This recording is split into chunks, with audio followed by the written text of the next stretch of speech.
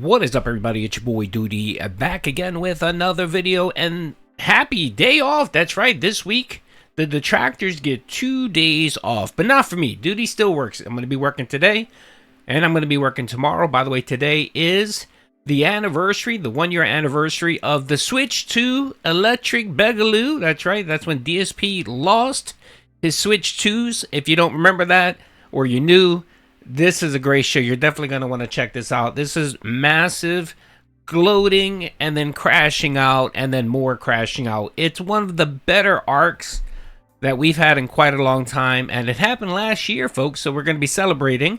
We're going to do a mini marathon. We're going to be watching all of the events, everything that happened before the big event of DSP actually getting his Switch removed. That's right. But before that, we have to take a look at the last daily wrap before Phil takes a 2-day break. That's right. So let's see what he had to say on the daily wrap. Everyone, DSP here, and welcome to the daily wrap for what was the 22nd of April, 2026, Wednesday, and actually my final streaming day of the week. Even though it's only Wednesday, it's only my 4th day, and I know it's abnormal. You guys know me. I'm Mr. Consistency, right? I usually stream 5-6 days a week, sometimes more, double streams, you know. Yeah, I'm not Mr. Good husband, good son, good friend, Mr. Honest, Mr. Responsible, Mr. Good Natured. No, he's Mr. Consistent. That's right. And I gotta be honest, he is Mr. Consistent. That's right. He's a consistent douchebag. He consistently lies. He consistently manipulates and uses people. He's consistently a narcissist. Yes, all these things. He's a consistent me-beggar. Definitely, for sure. And, of course, he's consistently, perpetually online more than anyone I've ever met, ever. And I'm online a lot. And this guy puts me to shame. So, I guess good description. Sadly, it couldn't be something more positive. Know that there's always a ton of content coming out here on DSP Gaming. But particularly this week, there's some personal stuff going down. First, what's really interesting is he went on a massive rant about Crimson Desert the last few days, and he talked about, it's quality versus quantity, right, Phil? And I guess you are the Crimson Desert of streamers. That's right, where you pump out all this slop content, but it's still slop. You're still slop. You're exactly the Crimson Desert streamer. So going forward, I'm gonna call you that. That's gonna be your new name, the Crimson Desert Phil.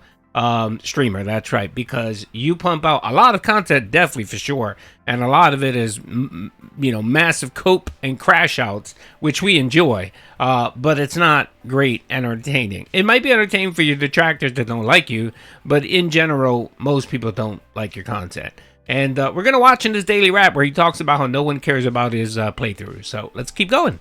I got to take care of for the next couple of days, which means I'll be gone, but I'll be back on Saturday. So it was a he'll be getting a haircut and ordering DoorDash and going to Costco and the same usual nonsense he does every week. Probably some medical appointments for his diabetes and Kat's weight loss journey, or whatever she's doing.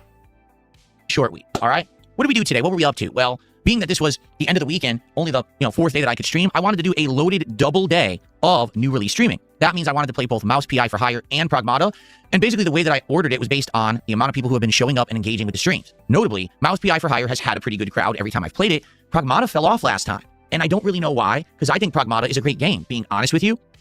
Every time I play it, it seems like it gets better, more weapons, more hacking, more enemy types, more interesting things going on in the plot. I don't get why the audience isn't really jiving with it. I don't get why people like Mouse PI for Hire better. But I like both games, so I'm not complaining. It's just weird that the audience is much smaller for Pragmata for some reason. So because of that, I said, let's do Mouse.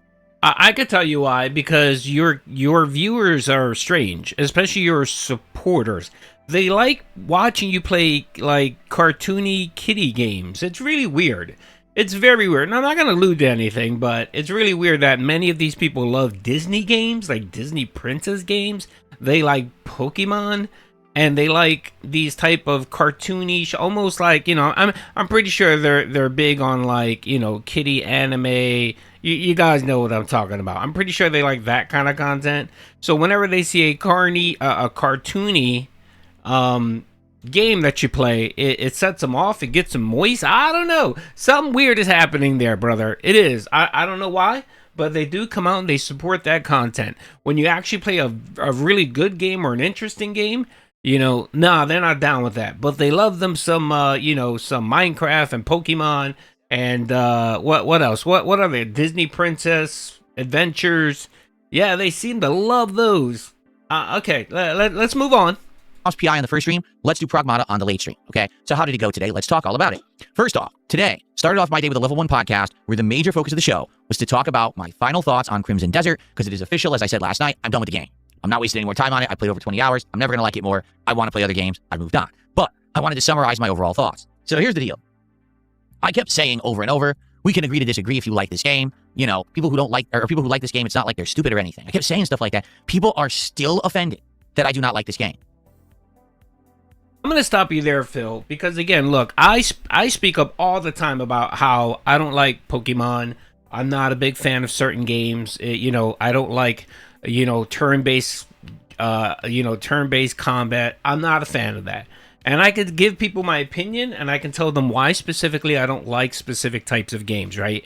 And no one takes offense to it. I've never heard anyone where I provided even where I was critical, I've never gotten anyone come after me and talk about, you know, how I offended them. And it's because it's the way you say it. You know what I mean? Like, I know you sit there and say, well, I told people, I kept saying that it's okay if you like it. Yeah, but anytime someone brings up an opposite point or criticizes you for your take, which is a pretty crappy take, you get offended, you call them stupid, you call them ignorant, you call them morons, you go into a 45-minute rant about how they like country buffet and not finer food. It's insane. That's the reason why, Phil, people don't like your takes. That's why, because they automatically know that you're coming from a disingenuous place. You're coming from a place of you think you're smarter than anyone else, and anyone that disagrees with you are complete idiots and morons.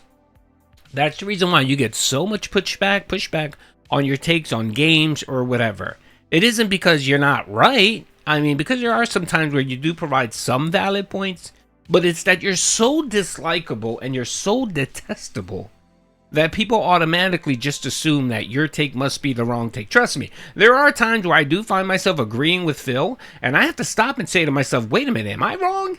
Like, why am I agreeing with Phil? I need to go back and take a look at what I'm agreeing with Phil on, just to make sure that I am on the right side and not on the wrong side. And you know, that's some insane shit. Only DSP can do something like that, where he can turn the vast majority of the internet to automatically assume that any opinion that he has just comes from a negative place.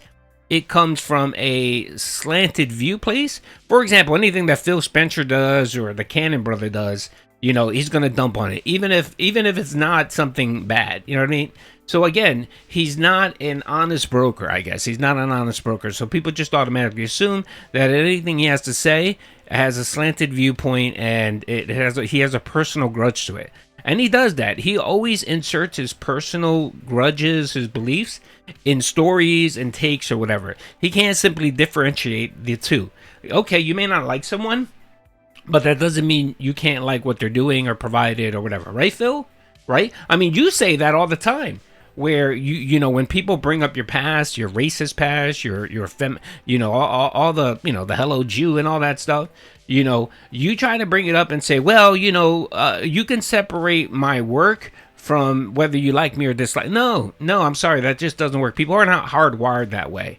People are not hard that way. If people dislike you, they're not going to give you the benefit of the doubt. They're not going to tune into you.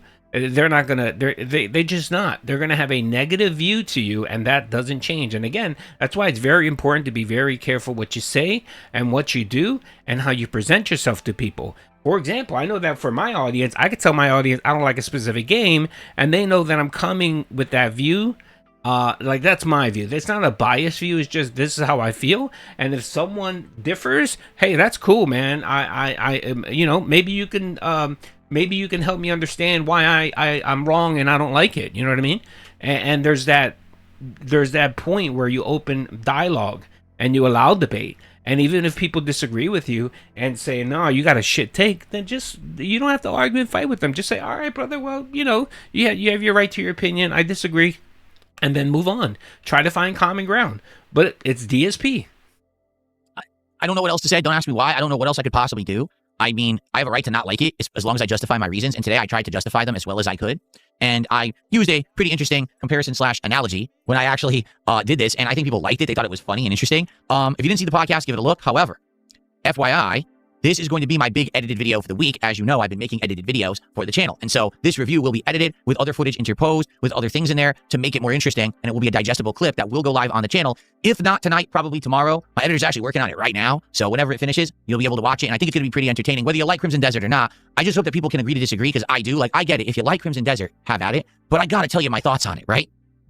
Anyway, so that was the podcast. And then we jumped into Mouse PI for Hire. And to be honest, it was a great session. We did a lot more today. We actually unlocked multiple new weapons, which was really cool. One of them is like a giant cannon, so it's like kind of like the rocket launcher in any other game. And then we unlocked the double barrel shotgun, which is like a super powerful shotgun that uses double ammo, but also lights the enemy on fire. Today we went to a wharf and did a whole bunch of combat like on the dockside. We also went back to one of the previous locations, which had changed a little bit, just to do some interrogation. There was no combat, but it was interesting to go back and talk to a character to advance the plot like you're a real private eye investigating. And then we actually went to another area where you said you were going to like a mansion, but what was funny was you didn't go right to the mansion. You went to like the outskirts, and it was actually like spooky supernatural theme. Like we were fighting cult members again. Then we were fighting ghosts and skeletons. I was like, whoa. So this game has a little bit of everything. I mean, we've already fought robots. We fought criminals. We fought corrupt police officers. Now cultists. And now we're fighting ghosts and goblins and ghoulies, right?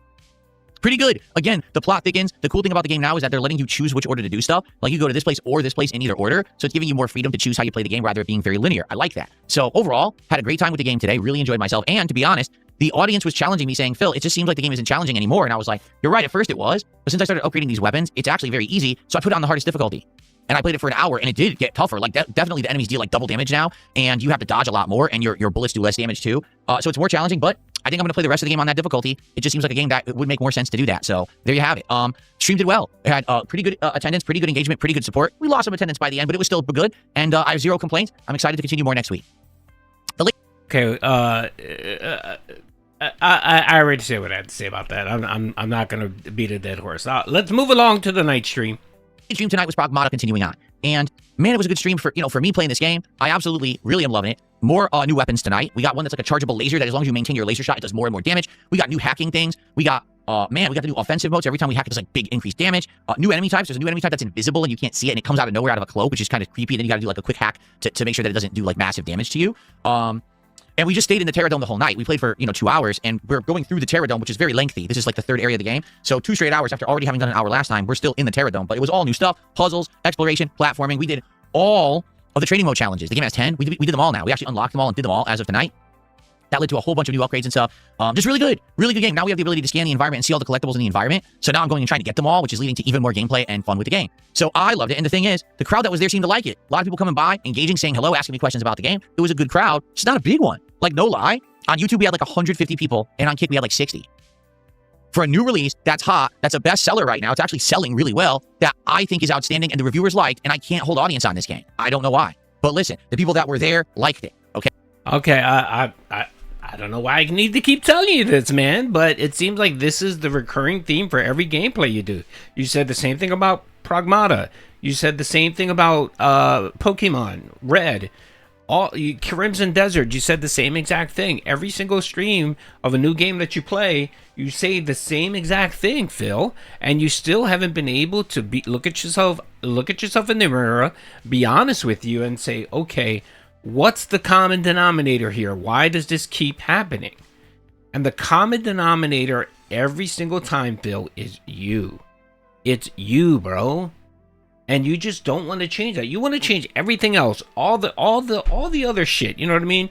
You change your clothing. You lost weight.